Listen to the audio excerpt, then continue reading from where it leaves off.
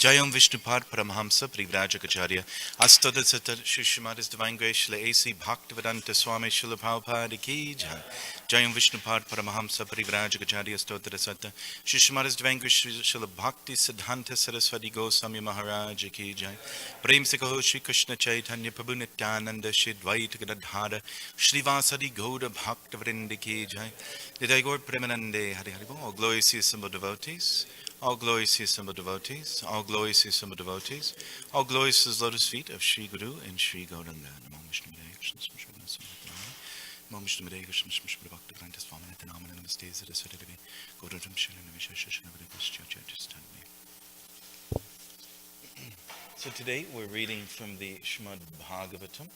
And what is the text number? Okay. So is it 1612? Is that what it is? Okay. So Srimad Bhagavatam, Canto 1, Chapter 6, Text 12.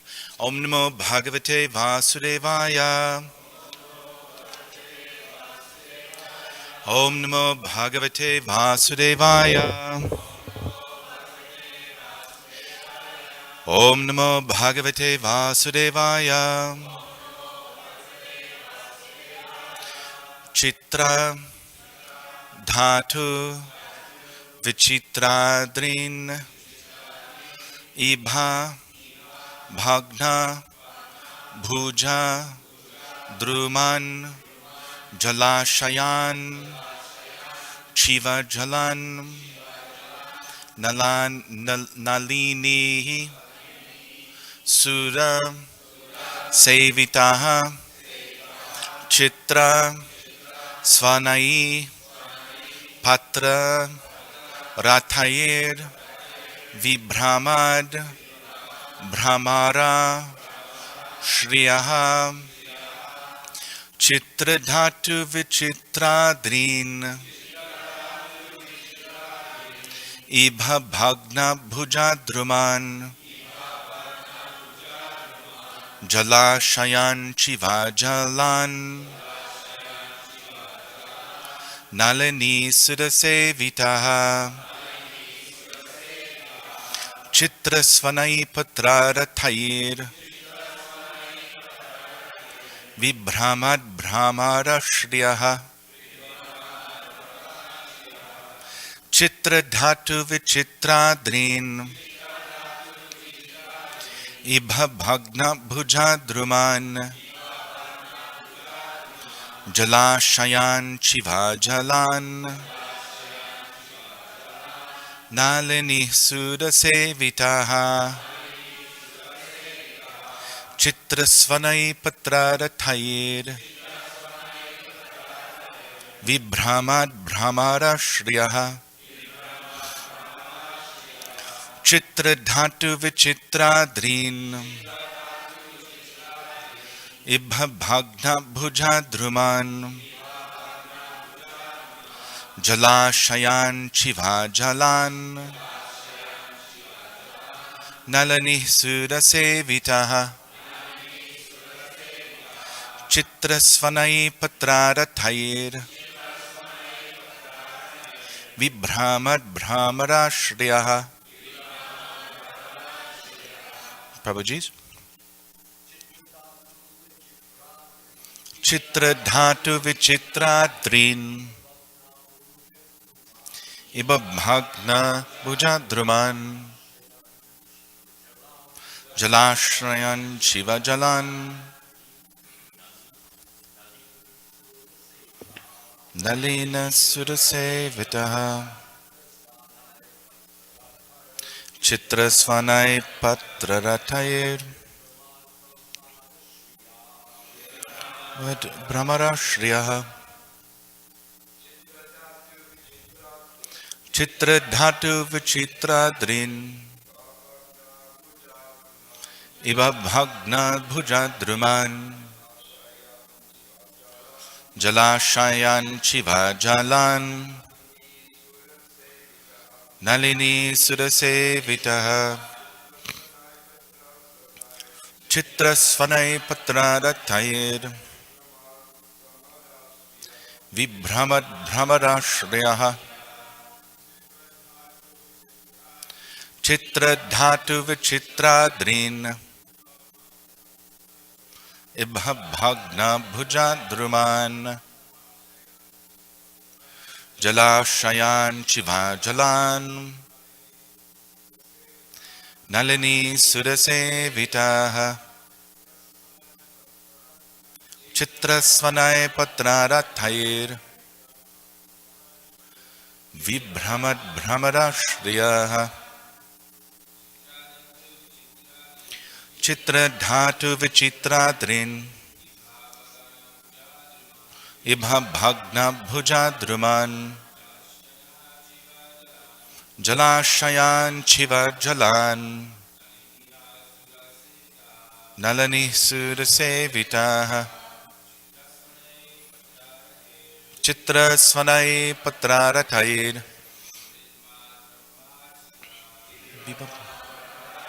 Matajis? Anyone? Chitra dhatu vichitradin ibha bhagna bhujadruman jalashayan chiva jalan nalani sudasevitaha chitra svanai patrarathair vibhramad bhramarashriyaha. Okay, word meanings. Chitra dhatu, valuable minerals like gold, silver and copper. Vichitra, full of variegatedness. Adrin, hills and mountains. Ibhabhagna, broken by the giant elephants. Bhuja, branches. Dhruman, trees. Jalashayan, Shiva, wealth giving. Jalan, reservoirs of water. Nalinihi, lotus flowers. Surasevitaha, aspired to by the denizens of heaven. Chitra svanayi, pleasing to the heart. Patraratayi, by the birds. Vibhramat, bewildering. Brahmarashriyaha, decorated by drones. Translation: I passed through hills and mountains full of reservoirs of various minerals like gold, silver, and copper, and through tracts of land with reservoirs of water filled with beautiful lotus flowers fit for the denizens of heaven, decorated with bewildered bees and singing birds. Please repeat. I passed through hills and mountains full of reservoirs of various minerals like gold, silver, and copper, and through tracts of land with reservoirs of water filled with beautiful lotus flowers, fit for the denizens of heaven, decorated with bewildered bees and singing birds. So I'll go ahead and read the next verse as well. Nalavenu shadastanbha kusha kitchaka ghavadam eka evatiyatoham adraksham vipinam mahat ghodam pratibhya bhayakaram vyaloluka shivajidam. I then passed alone through many forests of rushes, bamboo, reeds, sharp grass, weeds, and caves, which were very difficult to go through alone. I visited deep, dark, and dangerously fearful forests, which were the play yards of snakes, owls, and jackals. Srila Prabhupada's purport. It is the duty of a mendicant, Parivrajacacharya, to experience all of God's creation by traveling alone through all forests, hills, towns, villages, etc., to gain faith in God and strength of mind, as well as to enlighten the inhabitants with the message of God. A sannyasi is duty-bound to take all these risks without fear. And the most typical sannyasi of the present age is Lord Chaitanya, who traveled in the same manner through the central Indian jungles, enlightening even the tigers, bears, snakes, deer, elephants, and many other jungle animals. In this age of Kali, sannyas is forbidden for ordinary men. One who changes his dress to make propaganda is a different man from the original ideal sannyasi. One should, however, take a vow to stop social intercourse completely and devote life exclusively to the service of the Lord. The change of dress is only a formality. Lord Chaitanya did not accept the name of a sannyasi, and in this age of Kali, the so-called sannyasis should not change their former names, following in the footsteps of Lord Chaitanya. In this age, devotional service of hearing and repeating the holy glories of the Lord is strongly recommended, and one who takes the vow of renunciation of family life need not imitate the Parivrajakacharyas like Narada or Lord Chaitanya, but may sit down at some holy place and devote his whole time and energy to hear and repeatedly chant the holy scriptures left by the great acharyas like the 6 Goswamis of Vrindavan. Om Agyantimidandhasya Gananjana Shlakaya Chakshudunmilitam Yena Tasmai Shri Gurave Namaha Shri Chaitanyamanoabhishtam Stapitam Yena Bhutale Swayam Rupakada Mayham Dadati Swapadantikam Vandeham Shigudo Shiyutapadakamalam Shri Gurun Vaishnavamscha Shri Rupam Sagrajatam Saganadaganatam Vitam Tam Sajivam Sadvaitam Savadhutam Parijana Sahitam Krishna Chaitanya Devam Shri Radha Krishna Padan Sahagana Lalita Shri Vashakan Vitamscha Hey Krishna Kuruna Sandho Dinabandhu Jagatpate Gopesha Gopika Kanta Radha Kanta Namostate Tapta Kanchana Godangi Dadhe Brindavaneshwari Vrishabhanu Sate Devi Pranamami Hari Priye Vanchakalpadubhyascha Kripa Sindhubhya Evacha Patidanam Bhavanebhyo Vaishnavebhyo Namo Namaha Jai Shri Krishna Chaitanya Tinanda Shri Advaita Gadadhara Shri Vasadi Gauda Bhakta Vrinda Hare Krishna Krishna Krishna Hare Hare Hare Rama Rama Rama Hare Hare. So here we see in this beautiful purport, Srila Prabhupada really gives us a full picture of his instructions on sannyas, which is very interesting because, you know, in preparation for the class, I read through many quotes that Srila Prabhupada gave about sannyas and what he felt about it. And he really summarizes everything here. And we see in this particular section of the Bhagavatam, Narada Muni describing his life and how he essentially became a Bhagavat devotee, an individual absorbed in hearing and chanting the glories of Krishna, and his experience of renouncing the world. And we see in the first verse we read, he's talking about, you know, traveling through the beautiful aspects of the world, right? We normally consider nature to be very beautiful. You know, like we like to go camping, we like to go hiking. And he's describing, you know, I passed through these beautiful lakes filled with lotus flowers and birds and bees and, you know, but then also in the next verse, he's describing the more dangerous aspects of nature. Right, I also passed through dangerous jungles, you know, that were very uncomfortable, swamps with bamboo reeds and all these different things. And so, you know, in reality, there's a very difficult aspect of nature. But this is the path of the Parivrajacacharya. So Prabhupada mentions in the purport that there's the Parivrajacacharya, who's essentially a traveling preacher, and then there is the Kshetra sannyasi, which Prabhupada alludes to, which is an individual who sits and lives within a particular place, especially a holy place, and absorbs in hearing and chanting about Krishna. Prabhupada mentions the 6 Goswamis, the literature of the 6 Goswamis.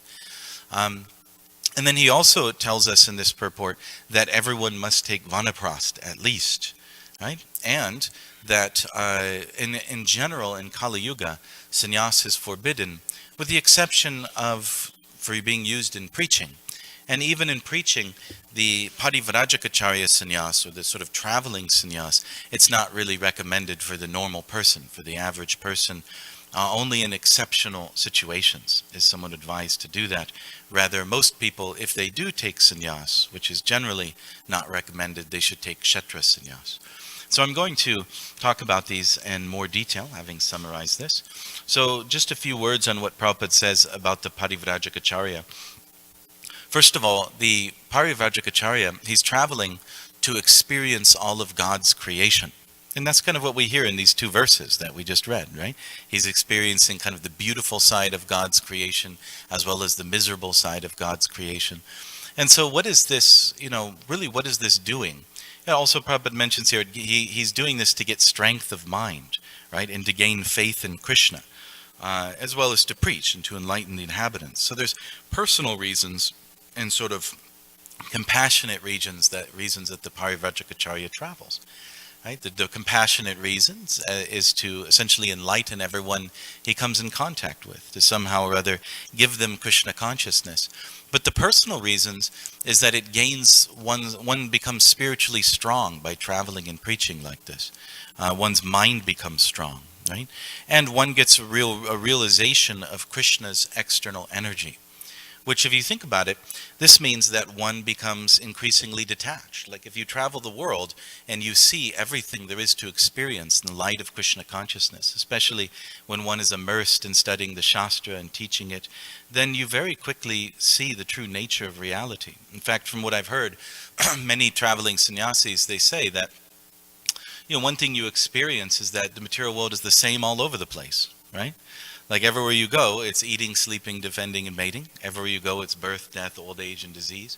For those of us who don't travel so much, there's an allurement to travel, isn't it? You see, like, come to a Caribbean cruise, or, wouldn't you love to leave the horrors of Los Angeles and experience, Gay Paris or something, or, London or whatever, right? And so there's so many travel destinations, and these different travel companies, they really advertise, come explore the world and enjoy God's creation, right? But when you actually travel, then you see that there's really nothing there to enjoy. This is the experience that you get from traveling, especially when you're absorbed in Krishna consciousness. You see that and not only that, but as you're traveling, there's a lot of misery inherent in traveling. It's a very difficult thing to do. And you see that material nature is essentially a struggle everywhere you go, from top to bottom. Brahma Bhuvana Loka. You look at Narada Muni himself, he's the ultimate Parivrajacacharya, right? He doesn't just travel through, America or something. He doesn't have a motorhome just traveling around. He actually flies through outer space. He visits Lord Brahma's abode. And he even goes down into the hellish planets, trying to deliver the conditioned souls. So he has, got a real serious experience of the nature of reality and how illusory it is. And therefore he has very strong faith in Krishna. Unbreakable faith. There's nothing that could ever even bend Narada Muni's faith. In addition to that, he's incredibly powerful, like his force of mind is very strong, and his faith in Krishna is very strong. And Prabhupada emphasizes in this purport that that's really what the Parivrajacacharya is focusing on, is developing full surrender to Krishna and dependence on Krishna. We live in general, like our lives, we surround ourselves, especially over the decades, with different things which give us a false sense of security. We build up our bank account, right? Our assets, our investments. We sort of build like a structure around ourselves, like a fortress to try to protect us. We cultivate various friendships throughout our life, which give us that sense of protection. I have a network of people who take care of me, right? We have our family, of course, your wife and children, your parents. All of these things, we build up these relationships and they allure us into a false sense that the material energy is a comfortable place. It's a place of happiness. It's a place where we can actually be satisfied. So the sannyasi, especially the Parivrajacacharya, but all sannyasis and devotees in general, are really embracing the understanding that this is not true. That material energy, when you strip away all of the comforts, when you strip away the illusory sort of pleasures that are there, then you're left with the cruel, harsh reality. The sannyasi is someone who actually just looks at reality for what it is. Janma mrityudana vyadhi dukkha doshanudarshanam. He has knowledge because he's looking at reality stripped away from any illusion and sees that it's a place of birth, death, old age, and disease, that essentially there's nothing here but suffering. And this is a hard pill to swallow, right? In fact, this is the pill we don't want to swallow. And we create all of these different things to comfort us, to hide from this, to not see it, right? For example, in India, when there's a dead body, everyone sees it. They don't hide it. They actually just take it, it's there in the street. If someone gets hit by a car, it's there in the street for some time. And then, finally it's brought into procession to the holy river and burned. And everyone sees it. Death is out in the open. But here in the West, like I remember quite some years ago, I was over in this parking lot, the Albertsons parking lot, like Whole Foods or whatever. And what is it called? I forget what it's called now, Sprouts. And so there was like a truck driver that pulled into the parking lot, and he opened his truck door, and he just fell out onto the street, onto the parking lot right there, and died. Right? And you could see like his legs are up on the step of the truck. And he's just laying there on his back, and the security guards are around him and stuff. And the first thing they do is try to hide it. We have to get a blanket and cover him or something like that. We have to somehow cover it because it interferes with the whole illusion of enjoyment, right? And that's really what we're all into here in the West. We're trying to enjoy the material world. We don't want to look at the bare bones. We don't want to lift the skin of reality and see how brutal it is, right? We don't want to see how essentially the world is a cold, hard place, and there's nothing here for you. It's all temporary. There's no true affection. There's no true love. There's no true place that we can actually be satisfied and happy. Now, the sannyasi just sort of, by the strength of character, of performing devotional service throughout his life, he confronts this reality. He swallows that pill, and he faces courageously the oncoming of death. Right, and prepares to become fully detached from reality and absorb in Krishna completely with all of his conscious, all of his body, mind, and words. That's the Tridanda, right? And just give oneself fully to Krishna with no shelter but Krishna, right? All of these different things that we surround ourselves with, family and love and friendship and all of these things that are meant to comfort us and give us a sense of security. The sannyasi looks through these things and sees the only security is Krishna. Avasya Rakshibe Krishna. This is one of the principles of Sharanagati, described by Bhaktivinoda Thakur, that the devotee sees that Krishna will surely protect me. Right? This is one of the principles of surrender, that I have no shelter but Krishna. But Krishna he's my only protection. Right? He's the one that I go to for all of my sense of security, my sense of comfort, my sense of happiness. Everything is Krishna. It's been moved away from any material sense of comfort and peace and satisfaction and emotional satisfaction and security, and been totally moved to Krishna. Everything, all of my desires, all of my needs, everything is completely resting in Krishna now. So that's the Parivrajikacharya. And Prabhupada gives the example here that Narada Muni, that's essentially what he's doing, sort of walking out into nature. And if you in the sannyasi specifically, when he goes into nature, the whole reason for this is this to evoke the sense of dependence on Krishna. Like when you go into nature, like nowadays if you go camping or something, they have these like big tent cabins, and you have your refrigerator and your stove, and it's practically like not even leaving your house. But that's not how the sannyasi lives in the forest, right? He's meant to just live right there in the bare rocks and stones, living in caves and with no preparation for the next day, and he's fully dependent on Krishna. Like I remember one time when, some time ago, I decided to go hiking. I was up visiting my family, and they live in the Sierra Nevada mountains. And there's they live in a national forest, and there's a big park right next to it, like just 10 minutes down the road. And so sometimes I go and I drive down into the park and down into like a river valley, and there's sort of like a wild river, like a rapids, like boulders and everything. And it's a very beautiful place. And it's very nice to sit there and hear and chant and read Bhagavatam, and it's very peaceful. It's almost like being in the Himalayas or something. So one time, it was like winter time, and they had closed most of the park. Like you're not supposed to go past a certain area because there could be snowstorms and things, and it could be dangerous. And there's nobody out there or anything. And but I got there and I decided, I'm just going to ignore it, and I'm just going to like hike down to the river. And it's probably about 7 miles or so, and it's maybe take me a couple hours. And so I did. I hiked down to it, and while I was walking, down, I was going downhill, down into the valley, and it's very beautiful. And there's like fog kind of rolling into the river valley, and all these beautiful trees, and there's absolutely nobody there. And I was thinking, wow, it's so nice to get out of Los Angeles, and it's so beautiful here and so peaceful.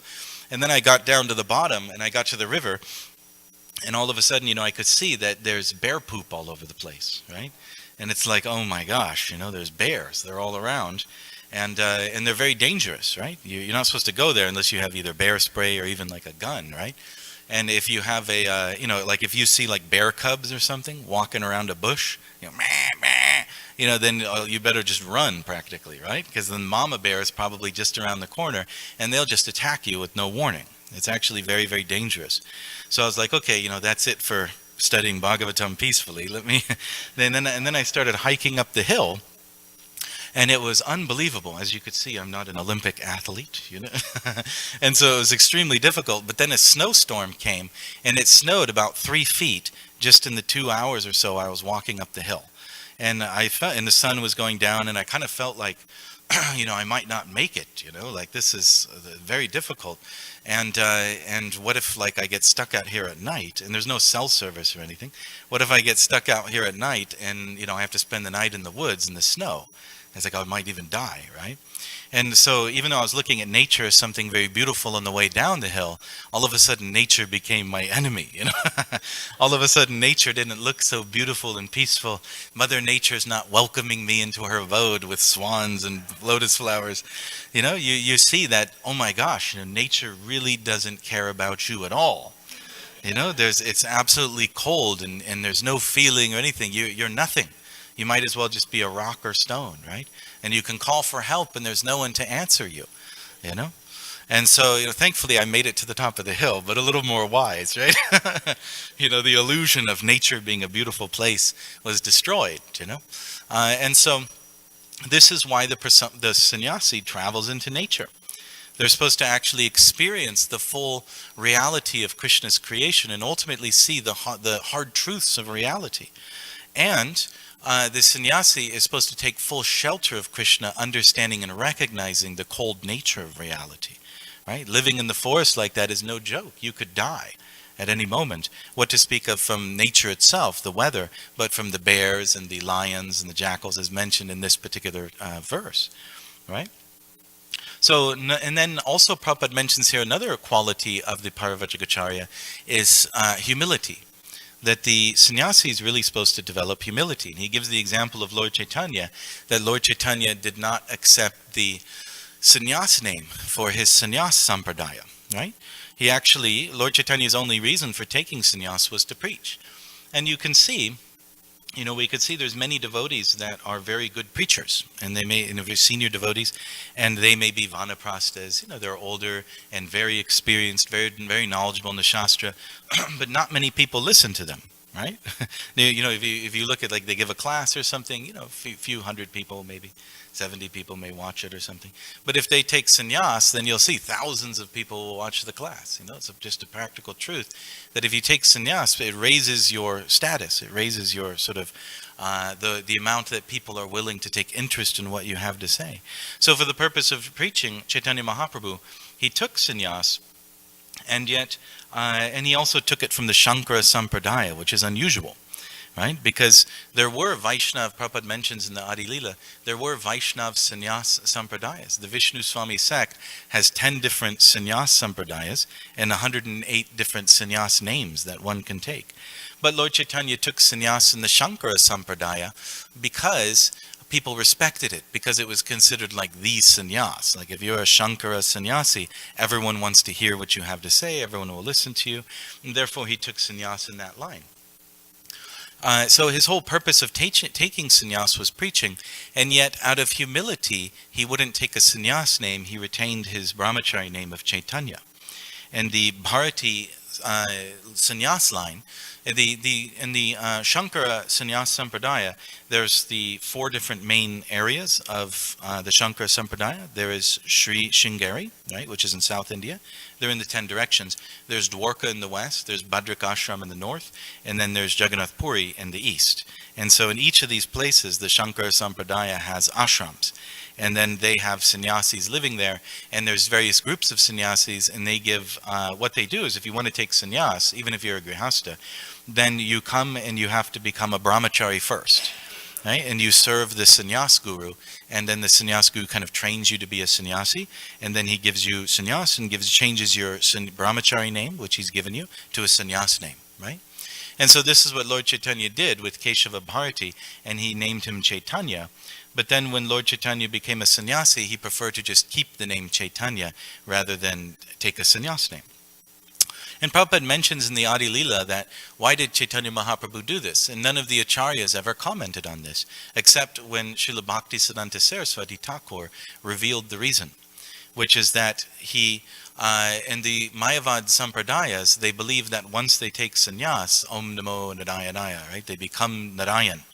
And Lord Chaitanya didn't want anything to do with that. He wanted to kind of maintain a humble position.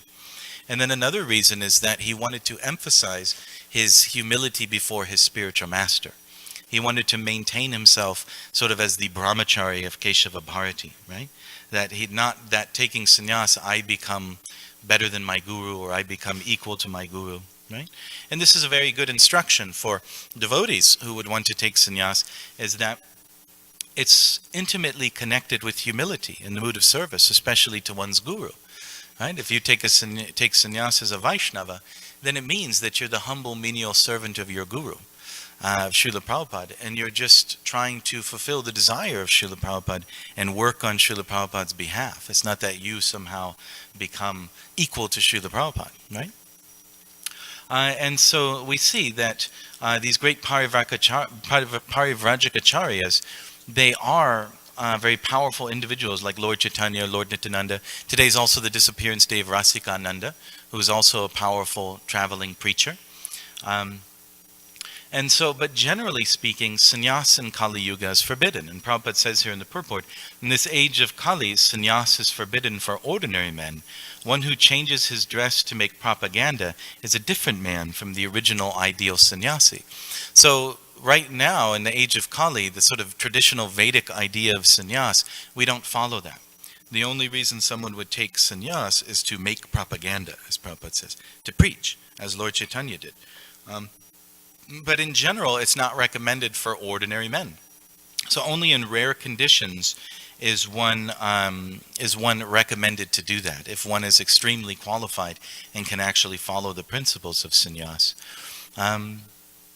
Prabhupada actually says here in the intro to the Srimad Bhagavatam, Sri Chaitanya Mahaprabhu was not very much in favor of the renounced order of life in this age of Kali, but that was only for the reason that very few sannyasis in this age are able to observe the rules and regulations of sannyas life.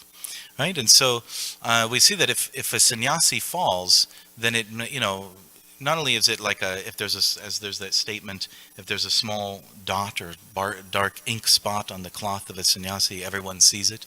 So in the same way, like if a sannyasi falls, it's an ink spot onto the entire movement, on the entire spiritual society, right? And it breaks many people's faith, and it hurts the reputation of the community. And so Lord Chaitanya Mahaprabhu, for that reason, didn't emphasize sannyas in Kali Yuga. Prabhupada actually continues in another Bhagavatam purport. In Kali Yuga, the injunction is that no one should accept sannyas. Of course, those who actually follow the rules and regulations must take sannyas. Generally, however, people are unable to accept sannyas life, and therefore Chaitanya Mahaprabhu has stressed, Kalau nasteva, nasteva, nasteva gatir anyata. In this age of Kali, there is no alternative than to chant the holy name of the Lord. Hare Krishna, Krishna Krishna, Hare Hare, Hare Ram, Ram Ram, Hare Hare.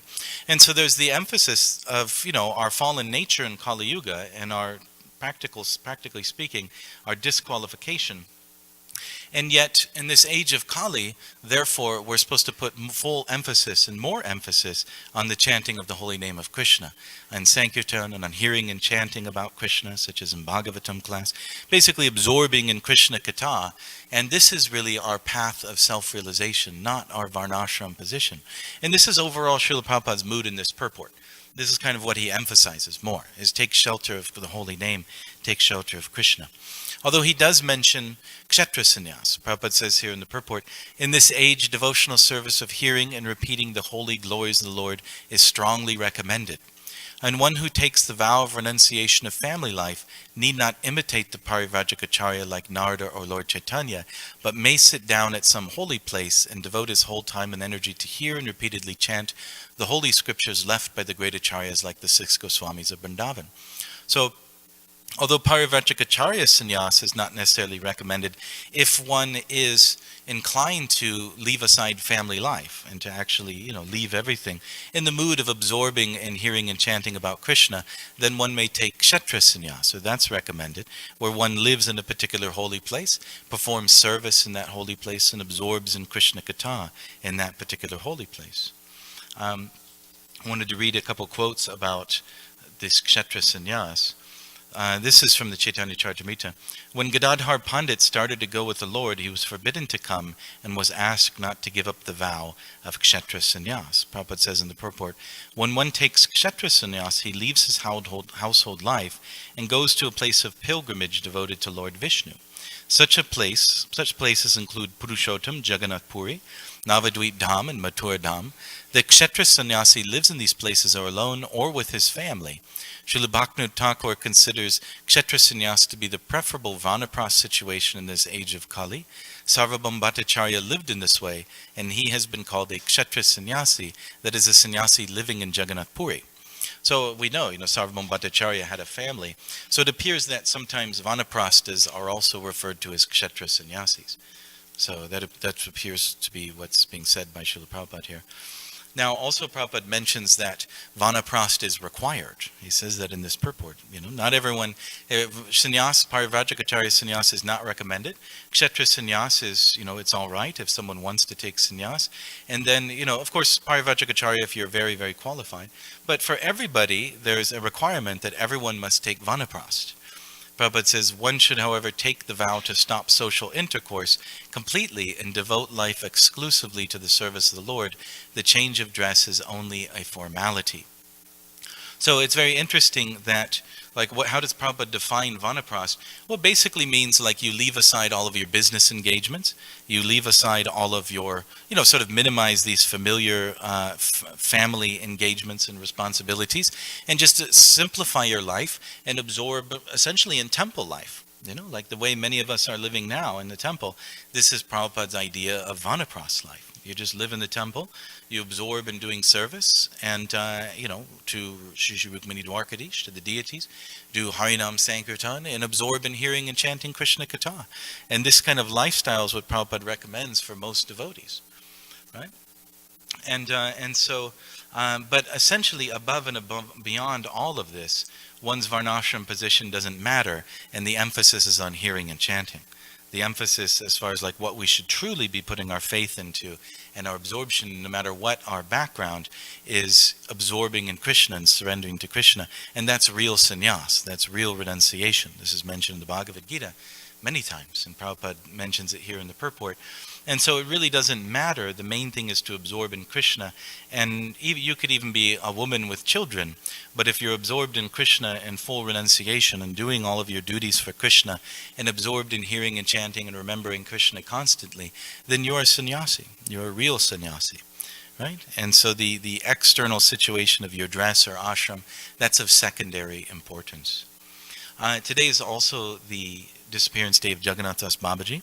Just wanted to say a word about him. So the mantra we chant to him is Goda Avir Bhumas Twam Nirdheshta Sajjana Priyaha Vaishnava Sarva Bhauma Sri Jagannathaya Te Namaha.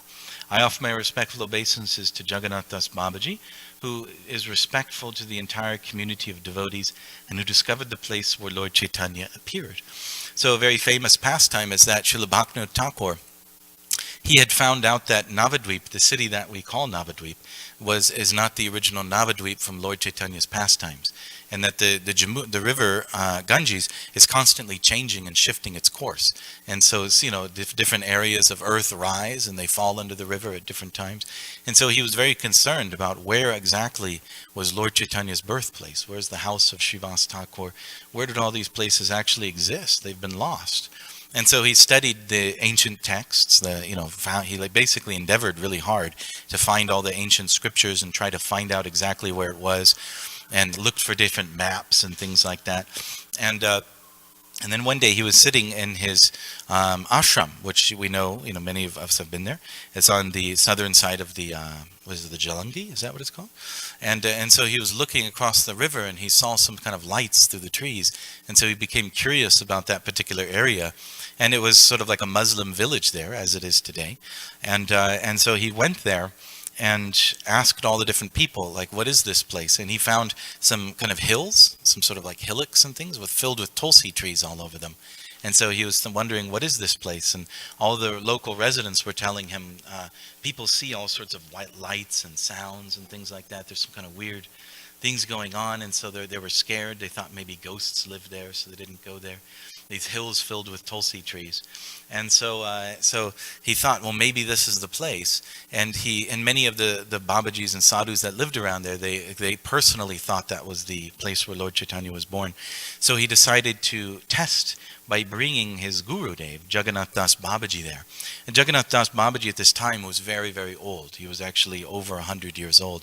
And it was pretty amazing because he couldn't really move. I mean, he was so old that he just kind of sat like this, and his body was almost like so infirm that he couldn't raise his arms. Even to open his eyes, he had to go like this because his eyes were drooping down.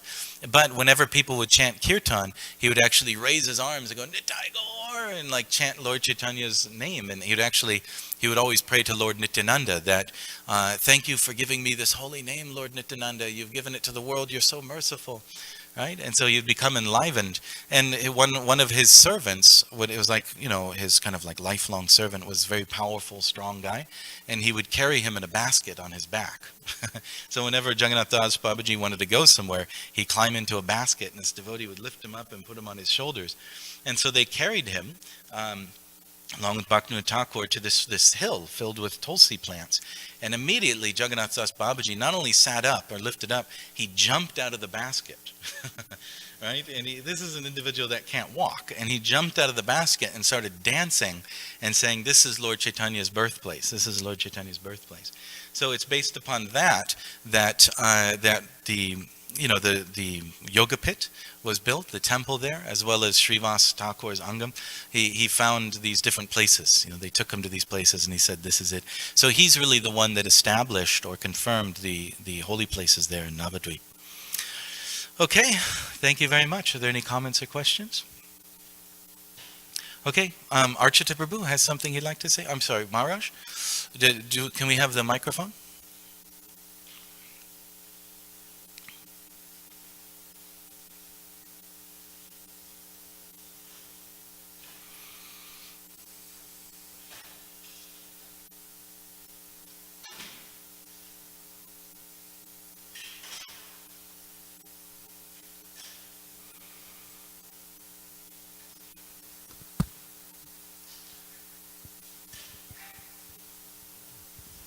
Thank you for a very wonderful class. Thank you. Lots of nice principles and nice examples as well.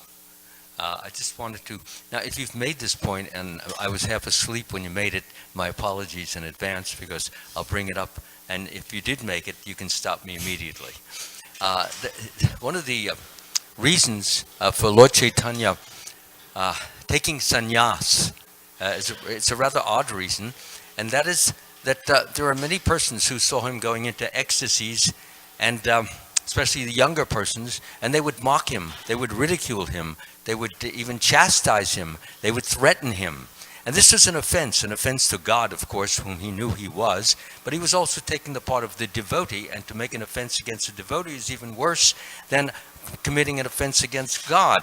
So one of the things he wanted to do, and this is again his munificence, his kindness, his charitableness, is he wanted to stop them from making offenses against him, not personally, but against the sannyasi, and storing up so many terrible terrible offenses in their psychology, if you will, which would result in some very serious reactions in the future. So, in other words, so what he did is he took, now, as you mentioned very nicely, is that the state of sannyas, or the dress of sannyas, was highly respected. People honored it, and even if they didn't like a particular sannyasi, they would not commit these offenses that they were making and storing up all of these terrible future bad reactions. So he was saving them, actually. So when they saw him, they clamped up on their mouth, and all they could do was have the general awe, the reverence, the respect, the honor that a sannyasi was naturally given at that time. So this was a way of saving literally thousands of people from really going to hell by just taking sannyas. Of course, he had other reasons as well, but this was one of the reasons which I thought was quite in sync with his nature of being the most munificent incarnation of God. Thank you so much, Maharaj. Archbishop wanted to say something, and then that will be it.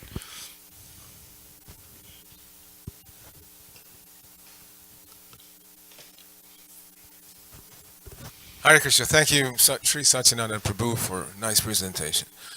Just especially for the younger devotees who may not understand it, sannyas is actually a progression of different stages. Kutichak is the first stage, Bahudak, and then Parivrajkacharya, and then Paramahansa. So normally, in the normal course of things, a person would be Kutichak. They would just stay in the same village that they lived in, and food would come from home, and when they're more, acclimated to the sannyas mood, then they would go on to the Bahudak, where they would wander around, again, not too far from home, but wander around village to village and get their sustenance that way. So it became a gradual thing. It's not that you just leave home and go to the forest like this Narada Muni in his previous life is doing. And this was part of the problem at ISKCON, why we had so many fall downs, is that we had young men who never went through any of those stages. They were barely brahmachari for a few years, and then they take sannyas, and they don't go through the gradual stage of, progressively becoming more and bolder and more experienced. They were immediately thrown out. Okay, you go to Africa, you go to, Malaysia, whatever, and they immediately became Parivrajkacharya without practically any brahmachari, barely any brahmachari training. So we can't be surprised that so many of them fell down, because they never had that gradual experience of going through a full brahmachari training, and then grihastha life, and then vanaprastha life, and then kutichak, and then bahudak, and then parivrajkacharya. They all practically were thrown into parivrajkacharya immediately, wandering preachers all over the world. So we can't be surprised at all. But Prabhupada had to do it. He didn't have any choice. He himself was only here for 12 years. Look at how much he accomplished. So during that,